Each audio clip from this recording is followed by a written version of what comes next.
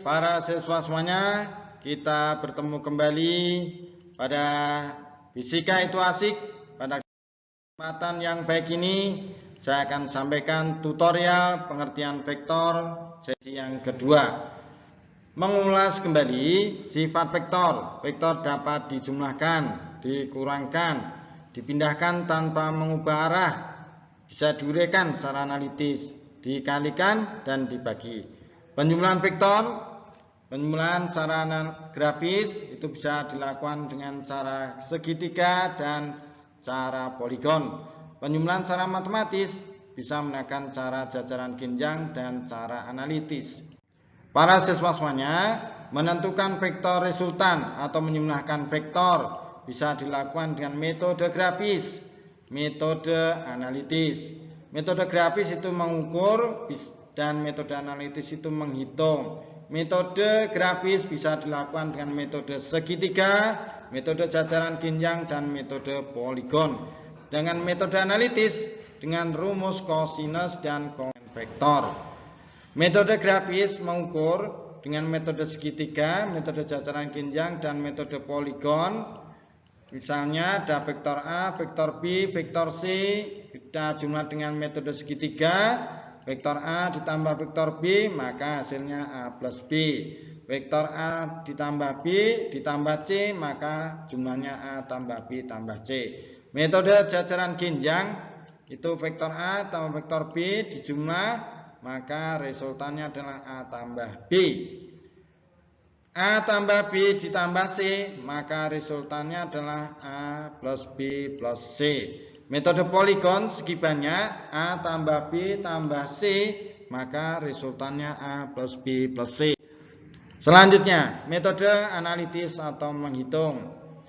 Rumus kosinus dan komponen vektor. Ingat, ketika ada F, ini adalah notasi atau lambang vektor, memiliki besar dan arah. Kalau ada tanda mutlak, ini besar.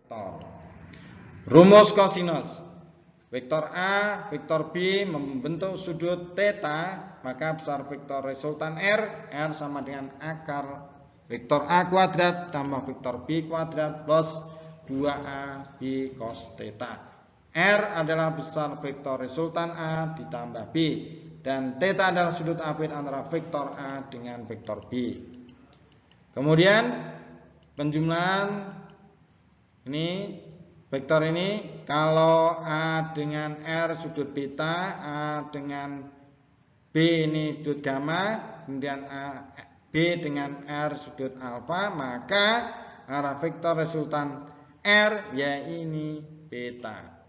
Maka berlaku aturan sinus vektor A per sinus sudut alfa sama dengan vektor B per sinus sudut beta sama dengan vektor R besar R per sinus gamma. Nah, kalau kita punya dua buah vektor, vektor F1 dan vektor F2 membentuk sudut 60 derajat, maka gambarnya seperti ini. Jika vektor F1 600 Newton dan F2 800 Newton, maka besar vektor resultan gaya R adalah R sama dengan akar besar F1 kuadrat tambah F2 kuadrat tambah 2F1 F2 cos alfa. Maka nilainya bisa dihitung R sama dengan 1216,0. Kemudian kalau ditanyakan arahnya, maka sudut ini theta, ini 60, maka ini 120.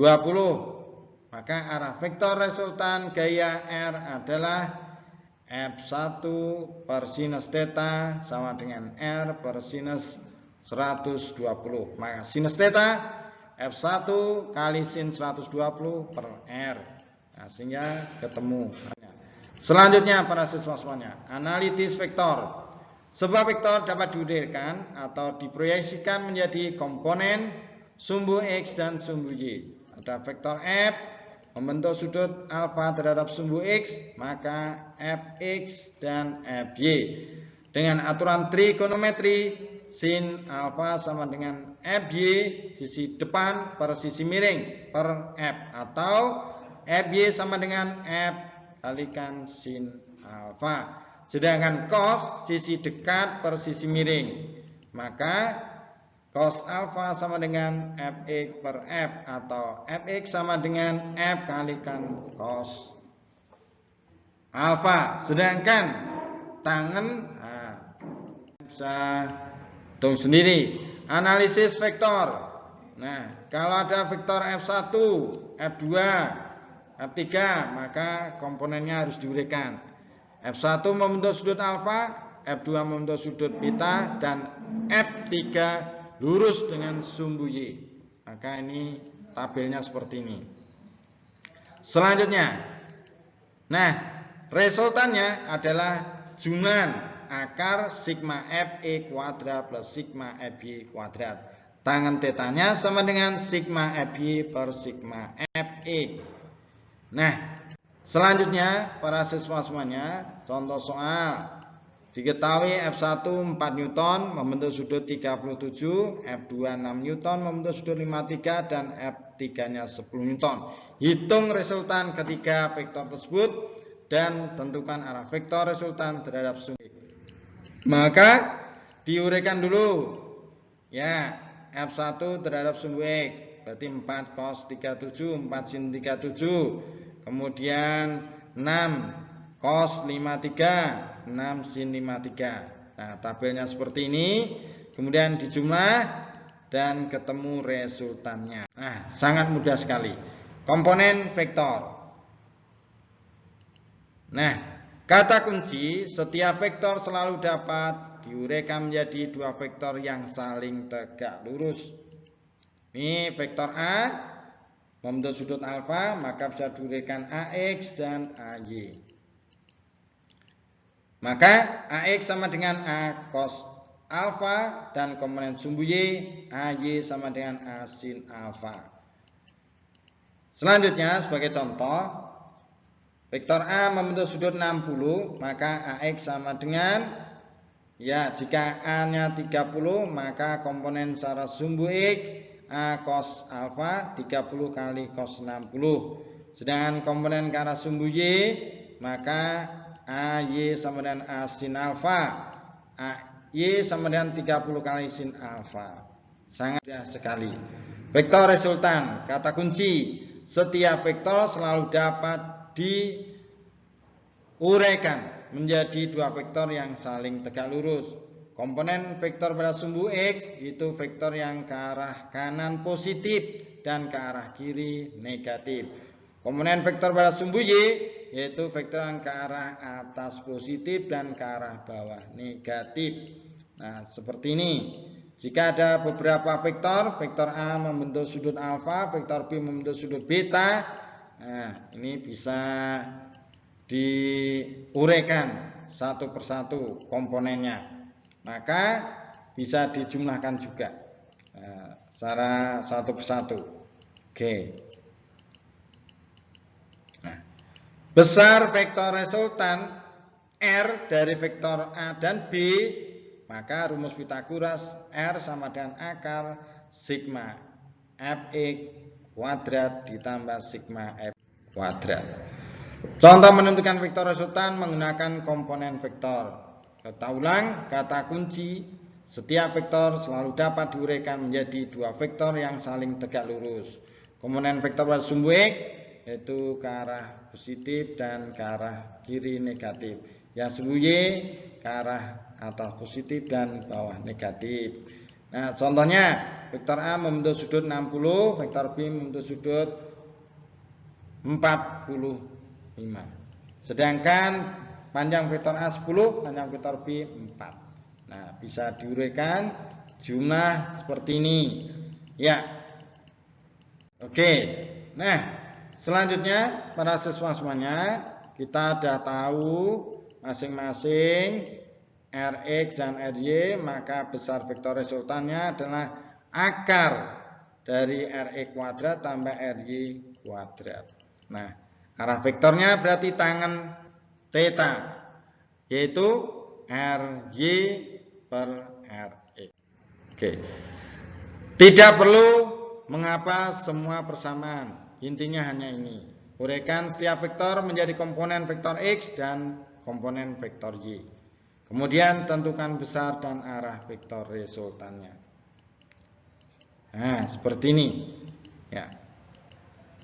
Nah, sehingga ada vektor Rx, vektornya theta. Nah, contoh menentukan vektor, resultan menggunakan komponen vektor.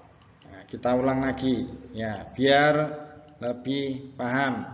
Contoh membentuk sudut A 60, B 45, sedangkan C seperti ini 30. Maka penjumlahannya diuraikan AX, AY, BX, BY, CX, CY. Ya. Satu persatu, jika diketahui panjang vektor A 60, B 40 dan C 80, maka dijumlah secara sumbu X dijumlah semua, yang secara sumbu Y juga dijumlah semua. Silakan diperhatikan baik-baik.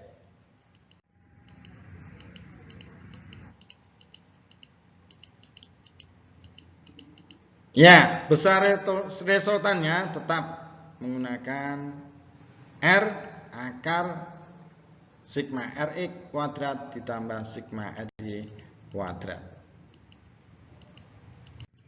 Nah, para siswa semuanya, untuk latihan soal bisa kalian kerjakan 3 buah vektor gaya masing-masing, misalnya F1 10, F2 30, F3 20.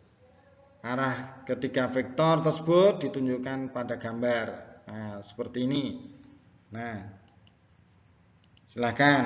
Nah, kemudian yang kedua, 3 buah vektor masing-masing, misalnya ini. Ya, gambarnya ini. Nah, perkalian vektor para siswa semuanya. Yang pertama, perkalian titik 2 vektor. Nah, atau disebut dengan dot product. Ya, ada vektor A, vektor B. Ya, jika vektor A panjangnya 2, vektor B panjangnya 1.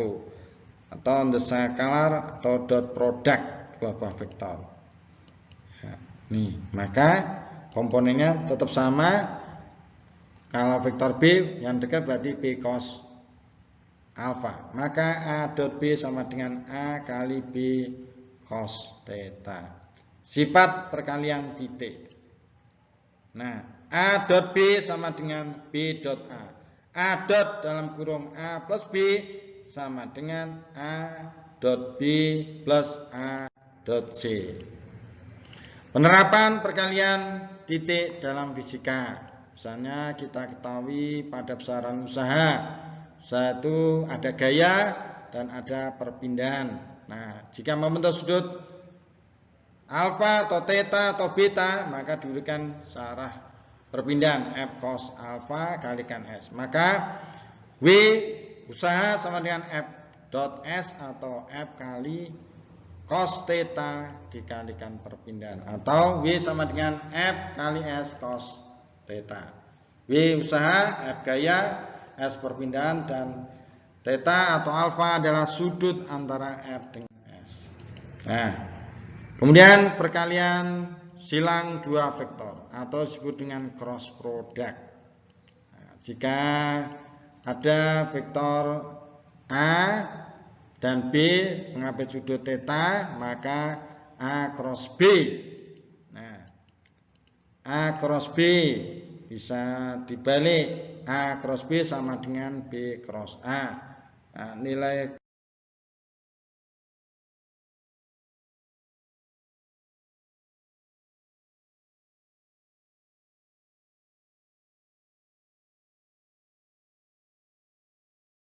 cross product. Penerapan perkalian silang 2 vektor. Nah, misalnya pada gaya Lorentz pada muatan listrik yang bergerak. Ya, pada sumbu X, sumbu Y, dan sumbu Z. Pada sumbu X ada vektor kecepatan dan antara sumbu X dan Y vektor B, maka gaya Lorentz-nya Q kali V cross beta. Hasilnya F sama dengan Q kali V kali B sin theta atau beta atau gamma. Q muatan listrik dalam kolom, B kecepatan muatan, meter persegi, B medan magnet, Weber per meter persegi, theta sudut antara V dan B, dan F adalah gaya Lorentz. Demikian para siswa semuanya tutorial vektor bagian yang kedua. Kita ketemu dengan materi-materi yang lain. Jangan lupa tekan like dan subscribe untuk video selanjutnya. Sekian dan terima kasih. Assalamualaikum warahmatullahi wabarakatuh.